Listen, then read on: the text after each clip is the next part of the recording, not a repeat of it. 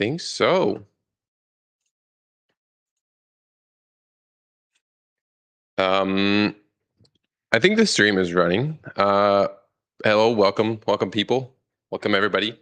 If you see this, let us know. Just give us a quick hello in the chat where you're from, and we'll start in a second because I do need to grab a quick water, and then we'll start. 1 second. We'll be back.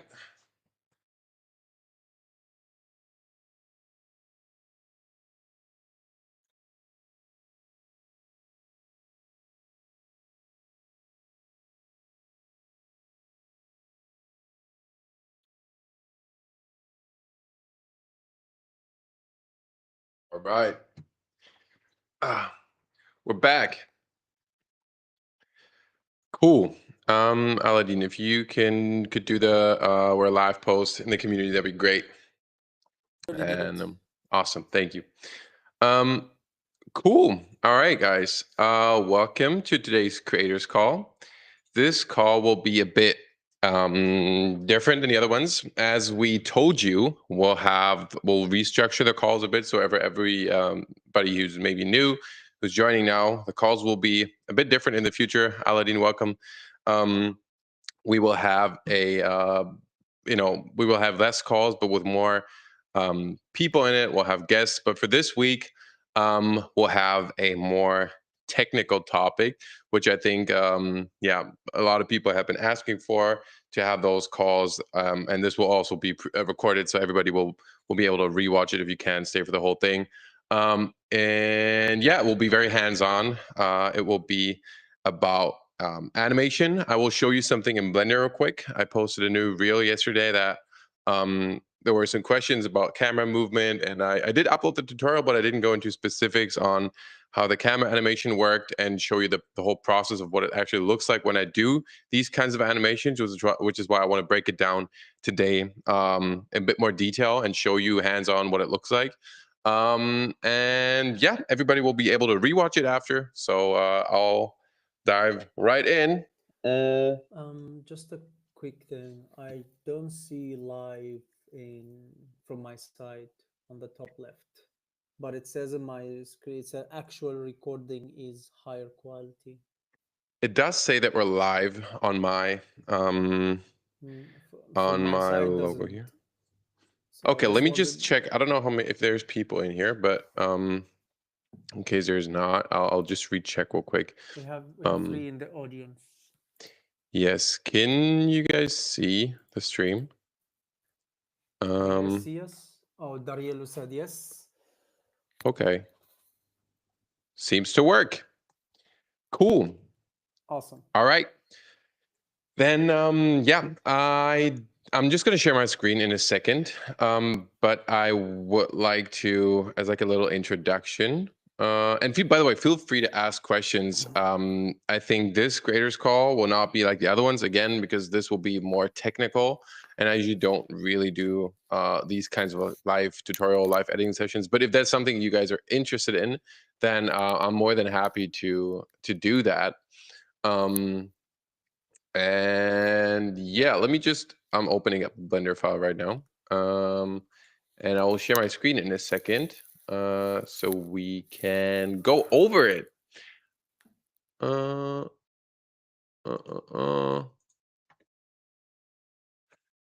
All right, cool. Just let me know when you can see my screen. Here we go. Are we seeing this, Aladdin? Can you let me know? Yes, I can see your screen. Awesome. I do not, because right now I'm only on one monitor, so I don't see the chat. So if you could have an eye if there's questions in there or anything, then that'd be great. Cool. All right, let's break this down. This is a tutorial that is not just about this, specific animation, but I do want to go over the basics of, what goes into a good camera animation. How do I do my camera animations? Because it's something I've been seeing a lot of people ask, and also I think it's something that it's such a powerful thing to master camera animation, because it really helps with, you know, getting the movement of the scene right, and it also helps with getting the angles right. Because usually, like, as you know, when you're filming something, the angle is what matters. You can make an object look really bad by looking at it from the top view. You could also make it look super powerful from the bottom. So there's like different techniques you can do in camera movements, to make a scene pop. So I'm just gonna play. You know, also, is the playback okay? Is it fast enough, Aladdin? Say again. Is the playback fast, fluid? Like, is it smooth Yeah, enough, or yeah, is it lagging? it should be smooth. Yeah. Okay, perfect. Yeah. So as you can see, this is the animation that I have made, and you can see the camera. If I go into camera view and just hide this right here, you can see the camera movement is very specific to this scene. And that's also something I said in the tutorial, and I will say it again. I always start out with camera animation first because this makes it so much easier to really just focus on the stuff that I need to focus on. Because as you can imagine, when we look at the animation from the outside, it does not look as impressive because we do have a bunch of floating pieces around. I didn't even care about these pieces in the back because they didn't really make sense to be included in the video. So and instead of wasting tons and tons of hours of just doing stuff that I don't need, I'll just do camera animation. Okay, cool. Let's delete our camera real quick. I'll just delete it right here. And let's start building our scene, not the scene, but let's start building our camera from scratch. So it's the process is actually very simple, but there is some some stuff about keyframes that I would like to highlight that make it um you know that are important to know when you're doing camera animation. So first of all, the way I do camera animation is there's different ways you can animate your camera, but I usually like to go for 90% of my stuff. I usually just create a camera, and I also create a circle, or you can also create an empty. But for some reason, I always go for the circle, and just have it in the same place, and then I rotate the circle. Oops, rotate the circle around. My bad. 1 second. I rotate the circle around 90 degrees is what I'm trying to do. Let me just do this here. Uh, Zero it out and 90. So now we can see, oh, that's because I have caps on, my bad. So this is what our circle slash camera together looks like. And I just move the camera back. It's pretty simple process, but I don't know how many people know about this technique. And it makes your life so much easier when you're trying to create something, something smooth with your camera. Well, 180. So that's usually how my basic camera setup is, and then I just parent the camera to the ring or the null, and just adjust the focal length to be a bit wider. And now we can see we have a circle that is parented, or the camera is parented to that circle. And when we move the circle or scale it down, the camera will follow, and it will just be able to create much cleaner movements. And the camera will always stick to that circle and rotate around it. So when we do animation to the circle, camera will follow, and we can still animate the camera separately. So I just want to give you like an example of what we can do, just so you get a better understanding. There's a cube in the middle that we want to rotate around, and then I just have the circle, say for an example, rotate around its own axis, 180 degrees. So the camera will move around that circle, and it will have it in focus because the circle's in that. The cube will be in focus because the circle is rotating around it. And one thing we can do, this is obviously very very easy example, but one thing we can do is just animate the camera separately. Since it's just parented to that circle, we can animate it separately and make it go closer as we're rotating. So nothing changes about the rotation, but the camera moves in like this spiral movement towards that circle. Do you know what I mean? Like this is kind of what it looks like. And this makes it so easy to do camera animation. So we can, for an example, have this kind of animation just around the cube. Pretty easy, right? This looks pretty easy. Right? Just give me a quick feedback because I don't see any any faces, no nothing. I'm just looking at my blender.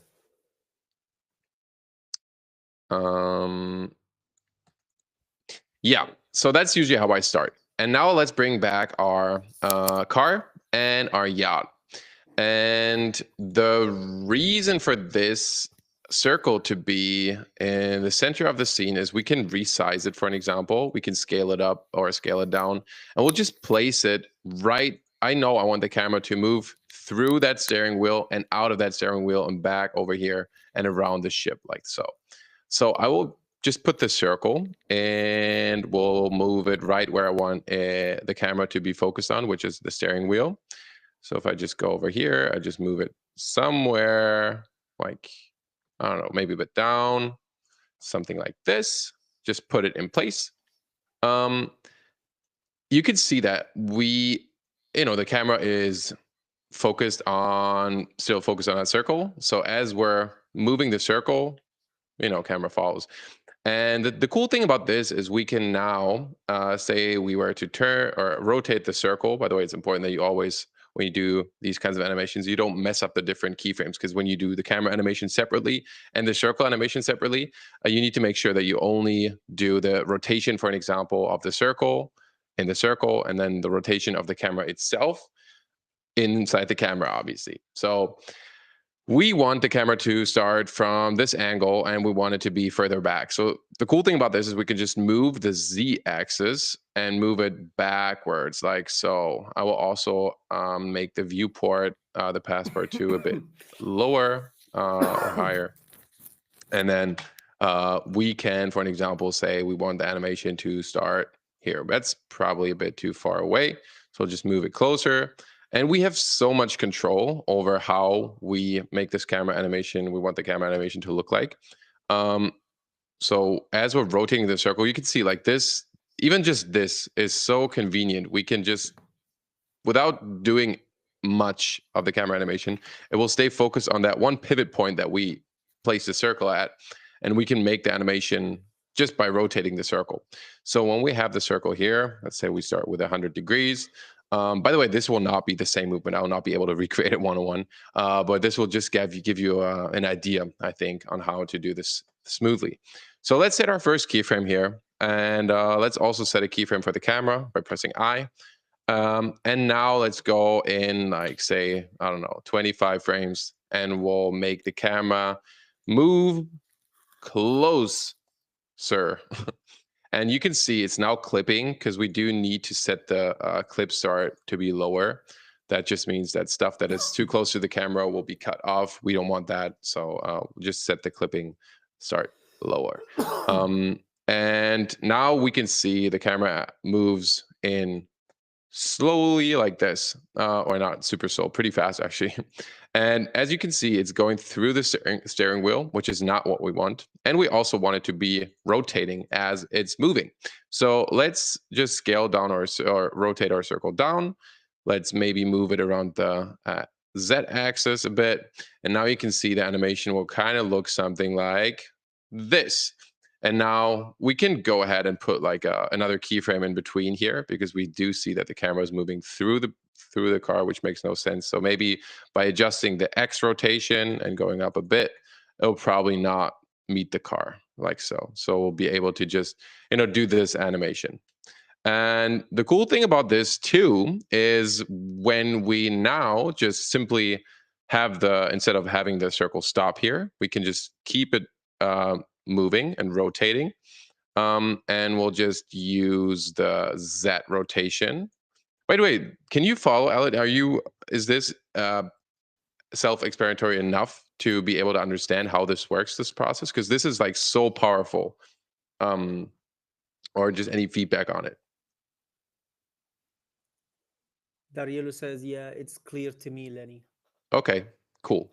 Yeah, because this is essentially, I would say one of my most powerful tools that make animation pop out so much when you have those crazy camera angles and stuff. And even with the Porsche video, I don't know if you remember but the Porsche video, that was also using the same technique. So by just having a circle in place and placing it, to be exactly, we could even have the camera, by using this technique, fly through a small edge like this. We could make it super close, and by just placing the circle right here, the center of the circle, and not moving the camera's position, but just the distance to that circle, we could, for an example, have it fly through this little gap here. with not a lot of work.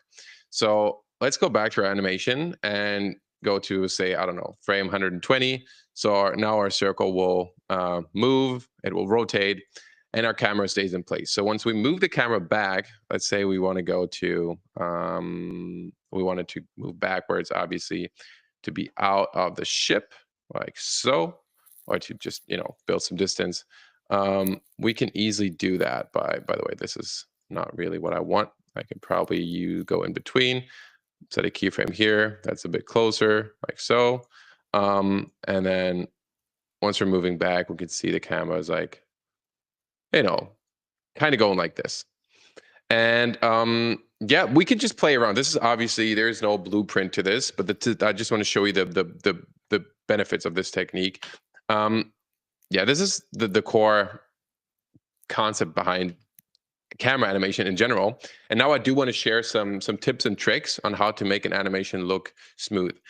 One thing a lot of people do wrong, I think, I mean, there's no right and wrong, but I think what usually I see what a lot of people do is not take the F curves into account, or not enough. When we go to our timeline and we select our camera, and we can click up here and we can go to graph editor, we see our curves. And I don't know how many of you guys are familiar with curves. I hope you guys are, because this is essentially the core of animation, is being able to work with F We have curves. questions. Yes. So Dariello is saying, can you tell me where I can figure out if my model has enough individual pieces, a car, for example, on sites like Sketchfab? And Mhm. Tommy is asking, where do you get your 3D models? I, for this one, I usually, it depends, because sometimes I need a very specific model. In this case, I needed the exact model of the yacht that we had. And luckily for me, the owner of the yacht that I know had this model, because he owns the boat. So I was able to get that one. For the Lamborghini, for an example, I used BlenderKit, and you can install this add-on. And I think I can show you which one it was. I probably don't really remember.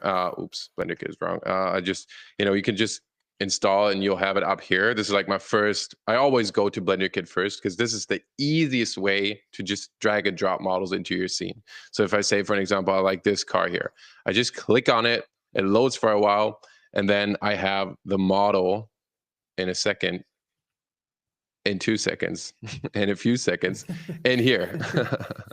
And as you can see, it's downloading the model. It's even importing the material for it. So when I render this, you can see the car has material.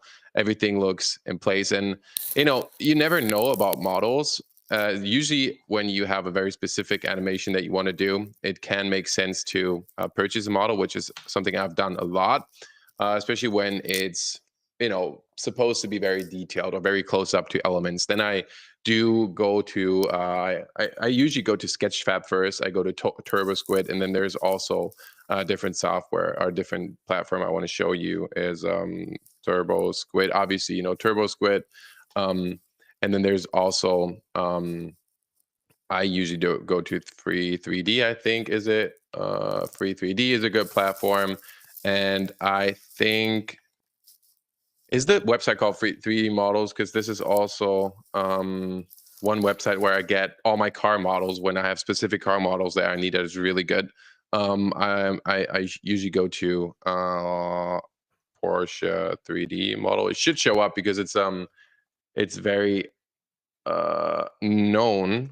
It's called, wait, CG Trader is a good one. Yeah, there's a bunch of good ones. I don't have one specific one that I go to, but yeah, this one, 3dmodels.org. This is one website that I use a lot, and they roughly cost the same everywhere.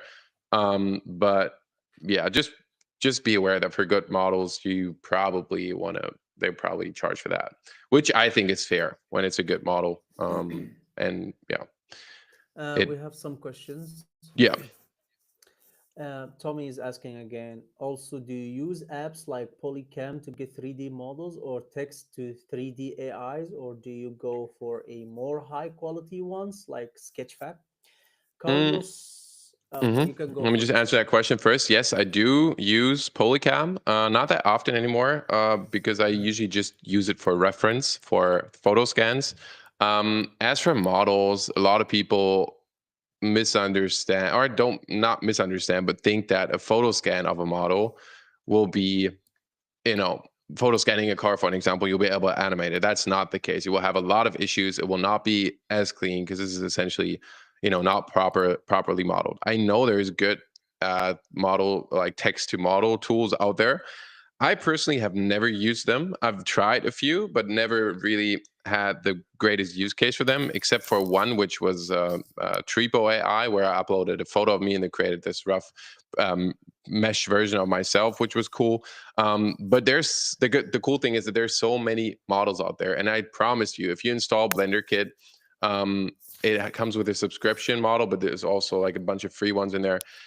I Mhm. get 80% of my models from there, and it's so easy. And there's, you know, few of them are really good. And then also they come with HDRIs, so you can just import an HDRI into your scene. It comes with different scenes even. So if you want to have like different scenarios like this one, it's just I'm like one click away from being in this scene in 3D. This is like super convenient, and also materials.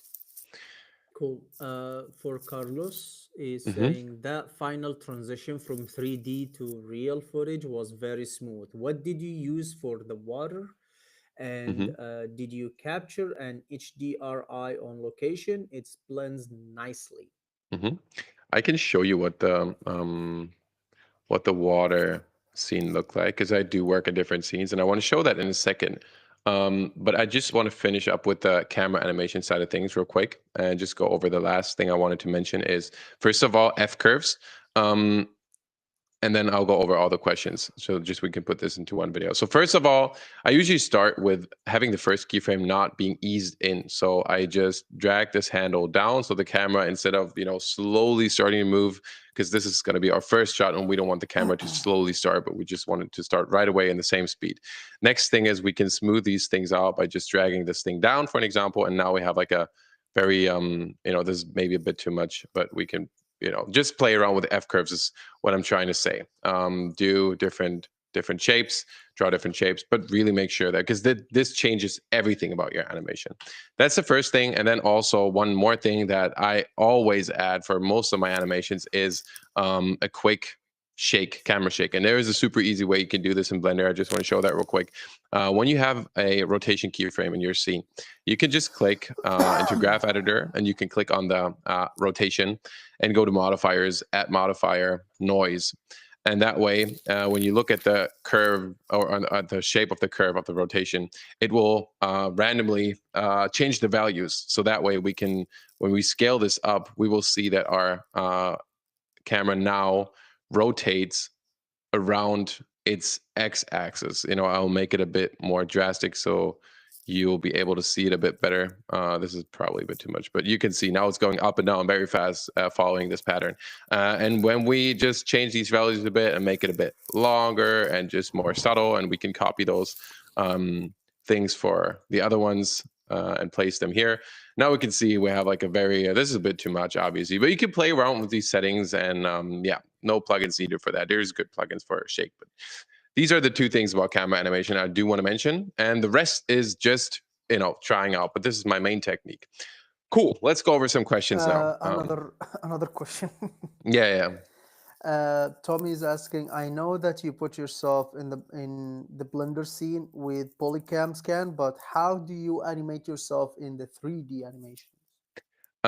I did not use a photo scan for this animation because I actually have a 3D model of myself that is rigged. Um, that I imported into the scene. And yeah, this one was a bit. You can do this with photo scans, and you can do a photo scan of you standing in T pose and then upload it to Mixamo, for an example, and just have a rig for it. But I can show you right now what the animation looked like. Um, uh, geez, I need to check. Open recent. There we go. I'm not going to save this scene for now, but I'll just show you what the animation looked like. There's this, there's me sitting in this car. And if you look at it, and I'll disable the yacht and I disable the car for an example, you can see I have this. This is not a photo scan. You would not get this clean of a result with a photo scan, especially not with like when you look at the mesh. Like this is a very rough but pretty accurate model, I would say. Like not too crazy, but it, it's a bit sketchy seeing myself with this outfit in 3D. But yeah, when you click on the when you click on the rig, it has a rig that comes with it, and when you go into pose mode, you can see I have created different keyframes here for the animation. So it's moving around, and I can move my arms, and it's a bit time consuming, and it does require a bit more advanced animation techniques. My background lies in animation, so I've done a lot of animation in the past. So I kind of, this is not the craziest animation, obviously, because working with these kinds of rigs is different. But you can see like the animation is kind of like, pretty basic, but it works and it blends in with the scene. Obviously, character animation is a whole different topic, and it can be very complex to make it look good. But yeah, you can definitely achieve this with a photo scan, or you use a software like I think it's called MetaHuman, that is free, that I personally haven't used. I know Carlo uses it a lot. He knows about it. He is working on his own software. But yeah, Unreal Engine has this MetaHuman software that you can use to recreate yourself as a 3D model in 3D, and it's super realistic. I haven't tried it out yet because it does take some work. But if you want to have a model of yourself, I highly suggest trying this out. Yeah. And also, obviously, you can go with a photo scan if it's not supposed to be super detailed or like you're super close up. Yeah. That was that. Is there another question? Otherwise, I would like to go over the ocean. Yeah, Kirsch, I think have a question. He said, I have a question about the payment. For some reason, I can only pay by yearly bill, which is not what I want. Is there Mm-hmm. an option to change it to monthly payment bill? I tried though, but didn't fix it. Uh, no, for now, because we do want to have people in the community that are committed, because we're not working on an online course. It's not an online course, but it's a essentially it's a community. It's more than a course. So we do want people to join Motion Creators to be more committed than just purchasing a course, watching the tutorials, and then leaving, which is why we decided to go for yearly. We might change that in the future, but for now, yearly is the only type of subscription you can have, and it's with a big discount. So if we were to calculate it down to the monthly subscription, it's way cheaper to just sign up for a yearly subscription. But obviously, it does come with a bit more commitment. So I would love for you to stay with us for a year, just be part of the journey, join in on the calls. But that's obviously up to you. So yeah. Okay. Tommy has another question. Will these stuff be inside the upcoming Blender course? Mm-hmm. Yes, there will be a lot of additional tutorials on this kind of stuff, but there's also going to be a lot of basic stuff about Blender, like basic introduction on what these tools actually mean. Because there's so much stuff in Blender that if you don't know where to start, like starting with these kinds of projects can be very complex. But I do want to make sure that the stuff that we teach here is always connected to achieving certain results, right? We're not sitting here creating a donut just for the sake of creating a donut, but we do want to talk about basics of keyframing, of F curves, of animation, for you guys to be able to start creating stuff like this, or cooler stuff, or other stuff. But just keeping in mind that we do want to create cool videos and not necessarily do 3D sculpting or whatever. With that focus kept in mind, the course is built. Yeah. Cool. I think those are the questions. Okay, let me just go over the water simulation real quick. I do want to highlight that because that is a really cool scene, and I think the transition at the end was actually something I was very not scared about, but I was not really sure how I was going to pull this off. And I talked to some people that were They're very big in CG, and they were like, "Oh, this is very complex. This will take a lot of time." And this is one of the situations where I always end up in. I'm like, there's got to be a way to make this not so complicated, and like, there's got to be a way to make this happen within 3 days. And they're like, "No chance, bro, no chance." Um, Yet I was kind of like trying to break down the stuff that I needed to do, which was creating an ocean, creating a fluid animation, which I broke down in the tutorial. So if you want to see that, you can see it here. It's like this fluid animation. And yeah, then the shot was very convenient. That the real shot, because if I render it here, you can see I followed this one tutorial with Infinite Ocean, and yeah, I basically just copied his settings, created this huge plane with this texture map, and just added a sky texture.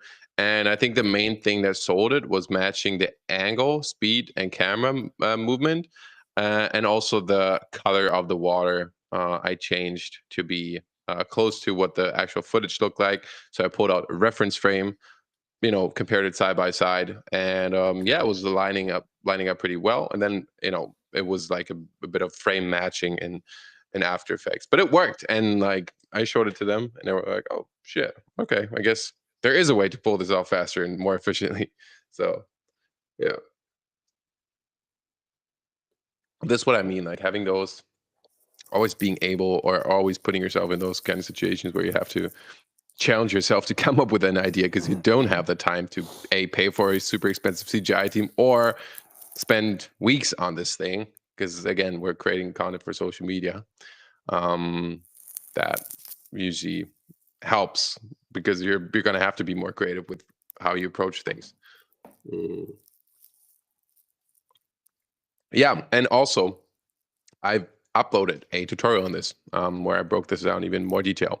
I did not go super in depth on the camera animation because this is very specific and also takes a while. And there's no like, I have a hard time explaining how camera animation works because it's really up to what the scene looks like and stuff. But with that technique that I showed you today, is, 90% of my videos are done with that technique, and it makes enables you to do so many cool things. You can, once the camera is connected to one point and it moves around the scene, we can, make the car move, and we can have the camera fly around the car, fly into the interior, go into super small like details of the scene. Like there's so many cool things you can do with it, especially when you're rotating out around moving objects. Um, yeah,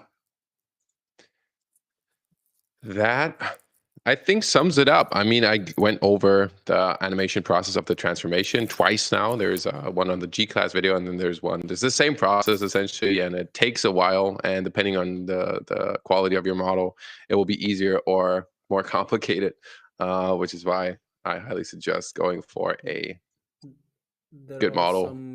some questions for you. Are you ready? Yeah, let's go. Awesome.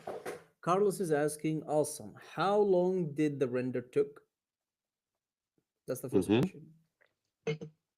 I think the render took around 20 hours. But I rendered it twice in different scenes. So the first scene was this scene without the water, and the second scene was the scene with the water. Um, and how I usually approach this, I set a time limit of say 5 minutes. In this case, Blender has this option to denoise your scene, but for me, I disabled it for this one, because when you look at it right now, I do like, this is a different lighting situation that I'm trying out here, but like you can see it's like a bit noisy and stuff. But when we do denoise our scene, I feel like we're missing out on so much quality, right? It just looks, and if we don't let it render for long enough, it just looks a bit more CG than if there's like some noise issues here. So I just let it render overnight, set the time limit 5 minutes, and sample rate to 1000, and then obviously GPU compute was on there. Yeah, and then I had to rent 20 hours, but like that's the stuff that you keep forgetting, like how long this stuff actually takes to render. But it is what it is, man. That's what 3D is still. All right. Darielo has a question. If you get a human model on one of these sites, is there a way to put the clothes on it afterwards? On MetaHuman, I On a think so. on a model generally.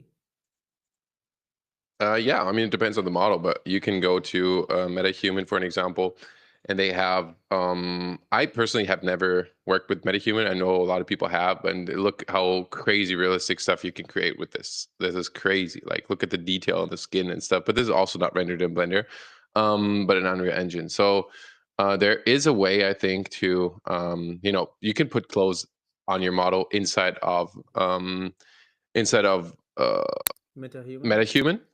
Yes, but you can also just re-clothe, like put clothes on your model. But again, like this kind of stuff, I would go to YouTube and just search MetaHuman clothes, and then just look for some of those tutorials, and just look like that's the stuff that I'm trying to tell you is like there is for every stuff out there, there's tutorials, and I do the same thing. If I have a specific problem, I want my character to dress like this, but I have this model. I will click on this tutorial, 10 minutes, easy, boom.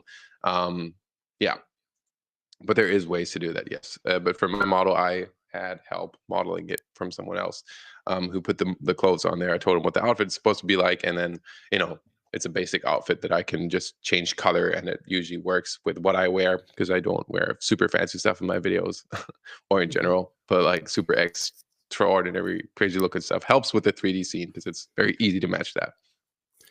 All right. Tommy is asking, I recently discovered the Gaussian splat effect. Do you hmm use it for smooth transitions or it isn't necessary? Um, Can you maybe explain what's that effect and what does yes, it do if you have an Gaussian example as splatting. well? Yes, Gaussian splatting is a technique that is I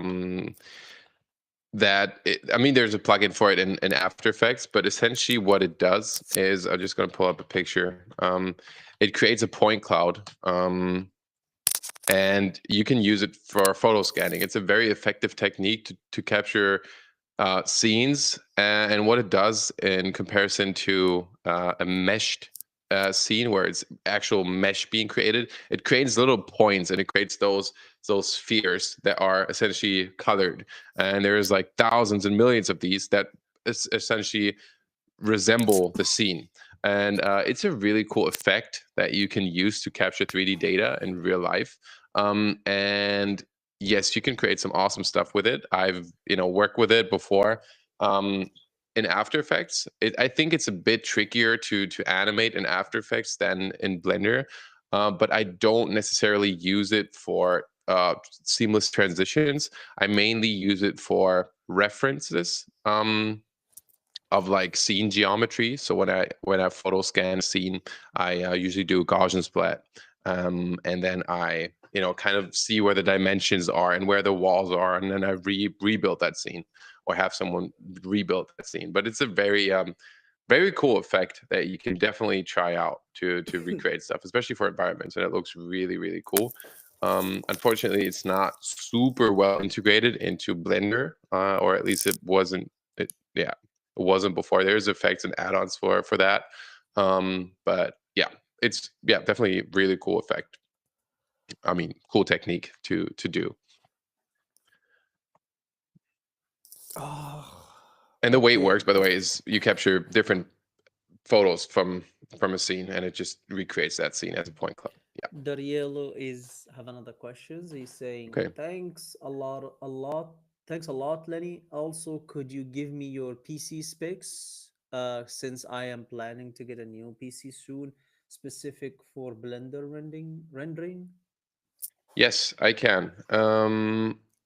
I have to be honest. I do not know a lot about my PC, or about PCs in general. I can show you what my specs are. I don't really know where. um, uh, to be honest, I have a. Where do I see my specs, Aladdin? Do you know that? Uh, Well, it's been a long time since yeah, for I me used too. I don't. Windows. I usually don't work with I, PC. I've had to get it uh, for rendering though. Right now I'm switched to Mac, so I forgot all that. Me But too. I think you should search it. You should search in the bar. Usually it's in the system, Yeah, systems here. Is there and someone? info, maybe down the last option, info, last option. Ah, here we go. Here we go. I There you go. have a yeah, there's my product ID. I don't even know if like these stuff now you can hack me or whatever. I hope you guys don't. But yeah, I'm honestly embarrassed how little I know about PC specs, but this is what I have. So you could see, I probably shouldn't show this much detail, but like here you go. There's 96 gigs of RAM. There is an AMD Ryzen inside as a processor, and I have this graphics card that is very good, but I don't really know where I see that one. It's an NVIDIA something. Uh, yeah, the specific for rendering though. So yeah, but honestly, I have some issues with it, so I need to figure this out. It crashes sometimes, so I don't know if it's just how PCs are, but yeah, I'm not again a super big PC nerd. I've been working with Mac for my whole life, most of my life, so um, I'm I'm a Windows newbie to be to be fair. So yeah, but I think it makes sense buying a good PC for rendering. Like that's the reason I bought it actually, because I just felt like, I needed to, before that I was working with my MacBook, my MX M1 Max. Yeah, I was doing these renders with it, and it was like, it did the job, but I just felt bad for it. And now I have a big workstation here. Yes. Carlos is mentioning something, but it's kind of in his dreams. He says it would be great if these new MacBooks supported external GPUs. That would be crazy. Yeah, You but are asking the impossible, my friend. yeah, I honestly doubt that will ever happen. But Keep you never dreaming. know. Maybe in a like different universe. I mean, yeah, I mean, it's no shame of keep dreaming, of dreaming Yeah, will be just the keep possible. dreaming, Yeah, keep Carlos. dreaming, man. Manifest it for us. But there is render farms that you can go to when you have a very large scene. Sometimes it can make sense to just outsource that to a render farm. But this is yeah, usually makes sense. You have a big scene, and you also have a budget for it because these things cost money. Okay, I open the chat here. Oop.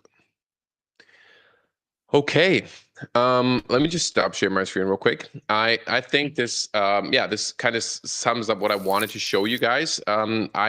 I don't know like how many of those creators calls where we do where we do hands-on editing, if that's something that's interesting for you guys. I think yeah, we can definitely repurpose the content so everybody who's joining or who couldn't join can see this stuff. But for now, I think that sums it up. Just wanted to add to the tutorial. I will re-upload it that video after to the community so you can see it. Camera animation, if you wanted me to go a bit more detail into animation in general, what keyframes are, what F curves are, we can do this. Let me know. We have the questions hub. Reach out to the team, reach out to me, ask your questions. And yeah, for the next creators call, as you know, we're working on a big relaunch. It will happen within the next few days. We just need a bit more time. But the stuff is coming. We have a compositing module, we have a blender module, we have a more After Effects courses.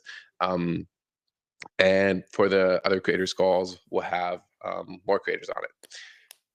Cool. All right. Think that's it. Awesome. Any more questions, guys, before Lenny leaves? The curves will be great. It'll be great. Yeah, definitely. Yeah. Okay. I think Ruben has one more question. Yeah. Shoot it, Robin. Or if you want, you can join the call and ask. You can also join the call if you want. I think he's typing. Yeah, curves. I can, this is I feel like this is um one of the topics that I can talk about a lot because this is one of my yeah, this is one of my big topics: animation and curves and F curves, and it's so cool because you can make it so you could tweak your animation, give it a whole different look by just changing up the curves. Yeah, Blender is amazing software that I discovered. That is what if you know what you're doing in Blender and yeah, you deep dive into it, you will you will create great stuff out of it. yeah. It's awesome, bro. Super excited for the relaunch. Yes, again, bear with us, guys. We honestly are working hard. Like Carlo had some issues with his hard drive, which is why the tutorials are a bit delayed. We're working on the relaunch. I'm restructuring the stuff as we're speaking. But within the next week, we'll have the relaunch done latest. So we'll have a lot of new tutorials and stuff. Yeah. Okay, Okay, Ruben. Ruben, go ahead. Yeah, I see the question now. So, do you deal with learning new How do you deal with learning new programs? Blender, for example, is still pretty new to me. You're probably also learning something new right now. Yeah, maybe even something that AI could replace in the future. Don't you ever worry that it might not be worth learning if AI ends up doing it for us? Can I mention something for related to this Yeah, question? Yeah. yeah. So the Lenny, I believe Lenny, 2 3 weeks ago, I have asked similar question regarding Mm-hmm. learning the new thing, Mm-hmm. and he mentioned something which is actually quite true, and it's basically like you don't learn it. You just go and create the project and try Mm-hmm. to break down the entire project, and then when you break down, you take it step by step and Mm-hmm. see how you create each part. And funny enough, if you guys know Danko, if you're Mm-hmm. familiar with him, I believe it was he who actually said something very similar to what Lenny said regarding learning a new project and so on. So like you don't go watch a tutorial to know how the software works or whatever. No, just have a project, just go fucking deep down in it, break it down, and just try to create it. And if you got stuck at something, just go and search on that particular thing. That's how you learn. So 100%. it's not by going to watch an entire tutorial, waste your time to see like, which is it's good, but like it takes a lot of time and probably you're not gonna apply it and it's still you will be confused. You just have a project, just get into it. And if you got That's stuck, go to YouTube. I exactly, I 100% agree with that. And also, I feel like when learning new software, approaching it in that way makes it so much more efficient compared to, having uh, okay, maybe a chainsaw is a bad example, but obviously you should know how a chainsaw works. But now what you can do, you want to cut a tree down, right? And you have this chainsaw. And now we can go ahead and spend, 3 hours watching chainsaw tutorials and how to, you should probably do your research in order to not, maybe that's a bad example, but you know what I mean. Like if there's a tool and you kind of know what to do with that tool or you have a specific purpose for that tool, I don't need to know how I rechain my chainsaw before I, even need, like if I don't need to do that, I want to cut down a tree, right? So I'm not gonna before I do that, I'm not gonna watch a tutorial on how to fix my chainsaw, for an example. Do you know what I mean? Like this kind of stuff. Just focus on the stuff that you need when you need it. Like, and that's exactly what Aladdin was saying. And I think that's also why I don't feel like when I'm trying to learn something new, I'm not sitting there and be like, okay, I'll take 3 hours today to learn new stuff. This is in an ideal scenario, I would sit down and learn new stuff if I have the time, but I don't have the time to do that.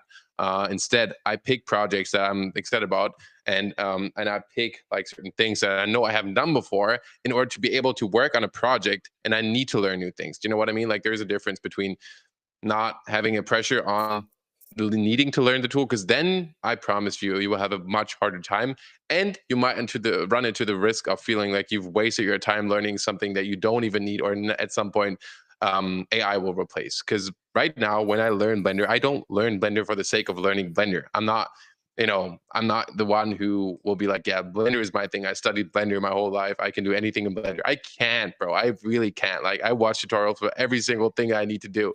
And the more tutorials I watch, the faster and the better I get. But it comes like from project to project, I improve. And now I know how to create oceans. I didn't know that before. I didn't know about fluid animation. I knew it was possible, but I never had a project to do that. So and these things just take time, and that feels to me doesn't feel like I'm wasting time on learning something like that, because I just learned the stuff that I need. And I would highly suggest you do the same. And if AI is the next thing that comes up and it creates something for you, bro, learn that. Just have a vision for something, use the tools that are there. That's why AI for me is not a threat or whatever, because Yeah, And also but there's a a very very simple, probably stupid example for what you're saying. It's like, for example, when you have a new phone or new laptop, and the software, like for example, when I got the MacBook, I didn't know how to use and all the stuff, but I just went deep to it. And every time, if I want to, let's say, if I want to like change the lock screen, instead of like hmm locking from 5 minutes, I wanted to make it stay wake for one yeah, yeah, hour. I literally don't know. I just literally yeah, just yesterday I went to YouTube just to yeah, search how to do it, because yeah, I never, because as Lenny said, I never needed to know it yeah, unless I really need it. Like yeah, exactly.